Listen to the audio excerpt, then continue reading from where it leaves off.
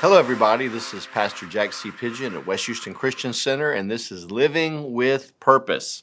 And I enjoy the opportunity to take a few minutes and just share the word with you, what the Lord's put on my heart. I'm kind of like a series type of a teacher. I like series, so I like kind of staying on one topic for a while and are really just trying to get as most out of it as we can.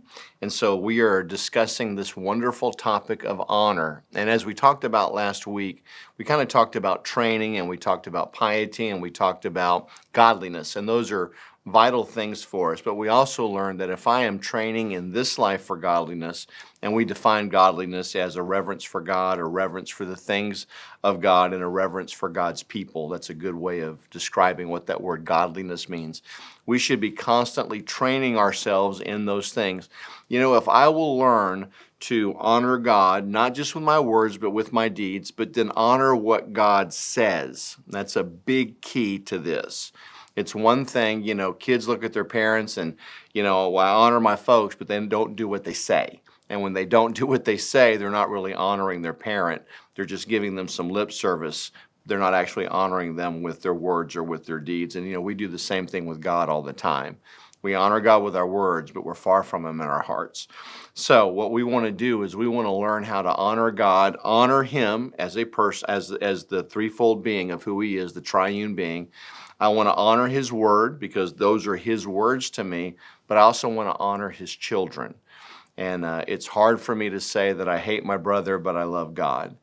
So when I learn to do those three things, if I will do those three things effectively, and if I will allow the word to train me in those three areas to reverence God, reverence what God says is important, and then reverence God's children, I'm going to have the most balanced, blessed, healthy, happy life that anybody has ever had. Why is that? Because I am training in godliness or training in that piety. So we were talking last week and we were getting into all honor comes from God and begins with God. And we have to start, I think, with the story or the accounting of Solomon. You know, Solomon, it was kind of the best of times and it's the worst of times. And, you know, every year we as a church, we read through the whole Bible. And so, of course, we start in January and we're in, you know, Genesis, Exodus, Leviticus, and Numbers. But every time we start bumping into Joshua and, you know, then you're getting over into, you know, 1st and 2nd Samuel, 1st and 2nd Kings, you kind of have this I have this little thing in my heart because I know that, you know, we're getting ready to go into the best times that Israel ever had, but then there's a rapid decline after Solomon and Israel and the tribes, they all go into captivity, and it's just a horrible, it's, you know, it's just not as pleasant as it could be. So we're getting into this person, this man, this king called Solomon. And I'm going to start at the end and then we're going to back up. But it says in 1 Kings chapter 3, verse 13, it says, I have also given you what you have not asked, both riches and honor, so that there shall not be anyone like you among the kings all your days. Let me say that again. And I have given you what you have not asked for, both riches and honor. I want you to notice that those riches and honor came from God. God has the ability to give His children riches and honor. It's a good thing. All things from God are good things. What man does with them is what gets us in trouble. But God wanted to bless Solomon. So He said, I'm going to give you riches and I'm going to give you honor. Now, look at the next verse because He didn't just give it to him blindly because there was an if. So if you walk in my ways to keep my statutes and my commandments as your father David walked, I will lengthen your days. So I want you to notice that God doesn't just take His riches and honor and just throw it out there for no reason, and that there are some boundaries to it, and that there are some caveats. There's some things that Solomon needed to do to stay in that blessing. And unfortunately, as we know, as time went by, that Solomon, his heart was turned. He had a multitude of wives. He started doing things that God told him not to do. He collected horses. He collected gold. All of a sudden, God was not his source. His wisdom was his own source. I mean, he was collecting everything you could imagine. And all of a sudden, it led not just to his downfall, but really a very rapid decline of what, Israel at that time was the Mecca. I mean, you had the Queen of Sheba coming to Solomon because of his great wisdom. Israel, for that time, during David's kingdom and during Solomon's kingdom, it was the center of the world. I mean, it was the place, it was the most glorious. I mean, silver didn't even have value because it was just, there was so much of it. There was so much gold, so much silver. But as we know, when we have a prosperity without the responsibility of honoring God with it, that it turns into greed, it turns into covetousness, it turns into idolatry, and it's what led Israel astray. Money's not bad. It's when we put money over God. Money is a good thing when we use it the way that God creates us to use it, and that's to be a blessing to others. So let's figure out, why in the world would God say that I was going to honor you and give you both riches? I want to show you first. Let's look at 1 Kings chapter 3 and beginning in verse 3. And it says, "And Solomon loved the Lord, walking in the statutes of his father David." We talked about a little bit before about honoring God, not just with our words, but with our deeds. It's very, very easy just to say that I honor God. Man, I honor God. Anybody that stands up will say, I believe in God, I honor God. But if there's no corresponding actions to that, we're just giving him lip service. Solomon right here, it says that he loved the Lord, but how do we know that he loved the Lord? It says because he walked in the statutes of his father David. How do we know that Solomon loved God? It's because he did what his father told him to do. He walked in the statutes of his father David. And because that he did that, it produced an atmosphere for God to want to honor Solomon. Number two, all of a sudden God appears to Solomon in a dream. And as we know, he asked him, he says, Solomon, ask of me and I'll give you whatever you want. Wow. What in the world would we ask for if God appeared to you right now and said, hey, look, because you love me, because you've been walking in my statutes, I want to bless you, I want to love you, I will give you whatever it is that you want. Now, for a lot of us, who knows? We might have asked for all of our enemies to be destroyed. We might have asked for all the wealth of the world. We might have asked for, there's no telling. It might have been something petty. We might have just asked for, a new car or a new house or something small. But what Solomon did, and this is what's so cool, is Solomon did not ask for something for himself. He asked for something that would bless his whole nation. And Solomon asked God, he said, he was like, I'm like a child coming in and going out with this great people. Please give me understanding on how to govern this great people. And that saying really, really blessed God.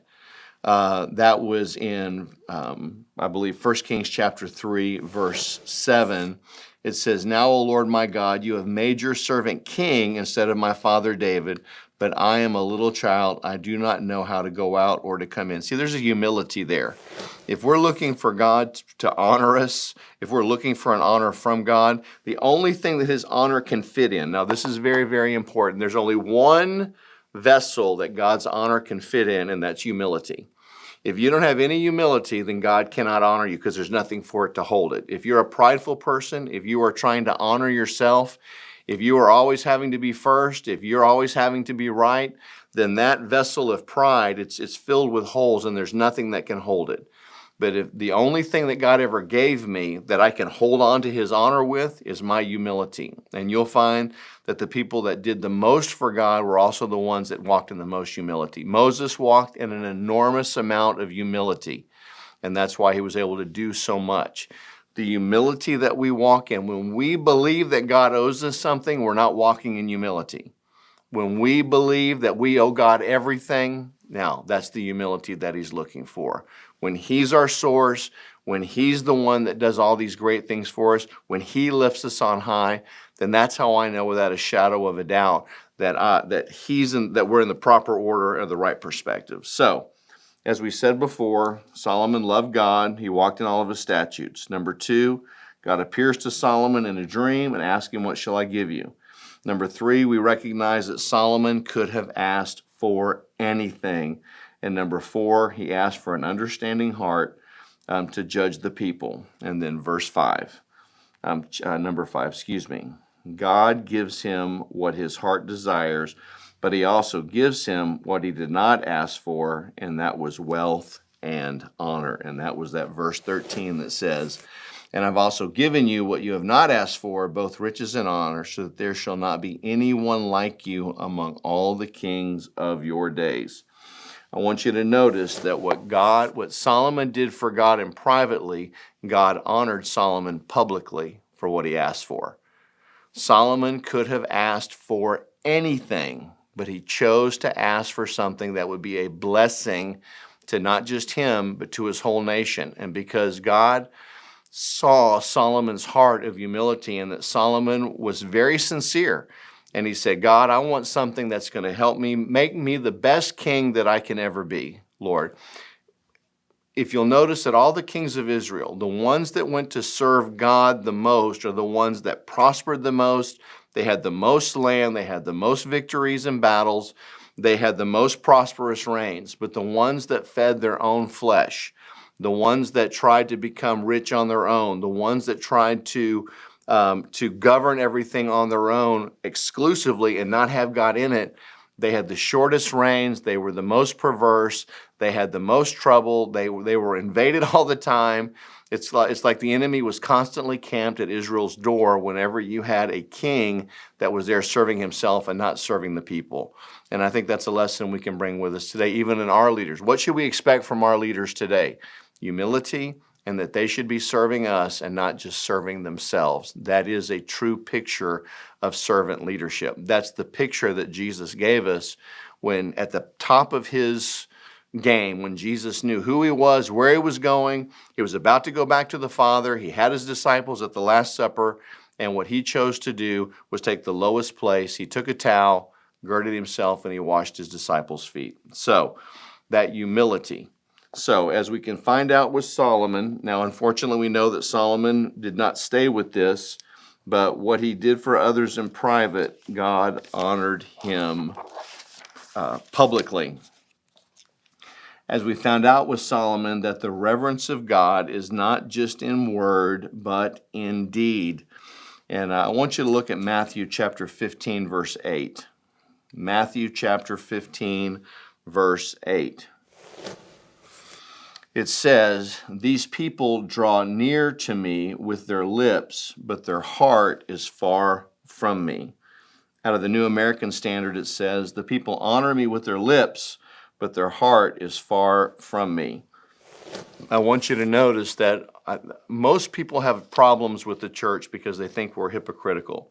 They think that we preach one thing, but we live separately from that. They think that we tell you, this is how you're supposed to live, but we don't live according to our own rules. And unfortunately, this is the thing that drives most people away from wanting to be Christians. Although I don't think God ever called us to be Christians, he called us to be disciples, but that's a separate story for another time.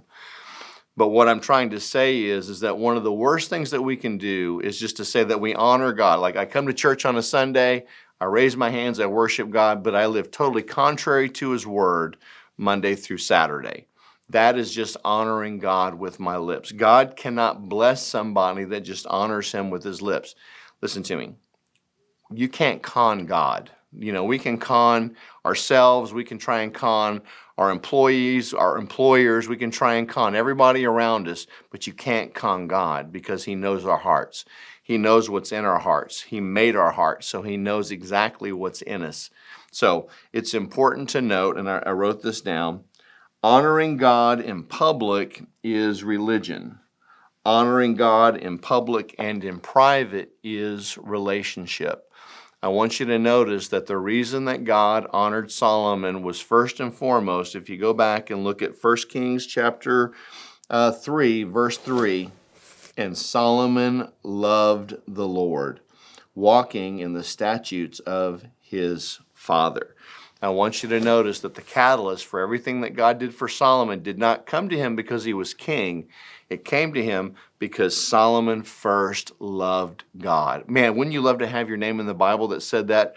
And Jack loved God, because you can't con God. Solomon wasn't trying to con God to get him to do something. All Solomon did was give God his life, worship him, praise him, follow his statutes, and God blessed him. Hey, we're at the end of the broadcast. We love you. You can go to whcc.live and see what's happening here at the church. Know that Pastor Michelle and I and the whole staff, whole family here at West Houston Christian Center, we love you. Jesus is Lord.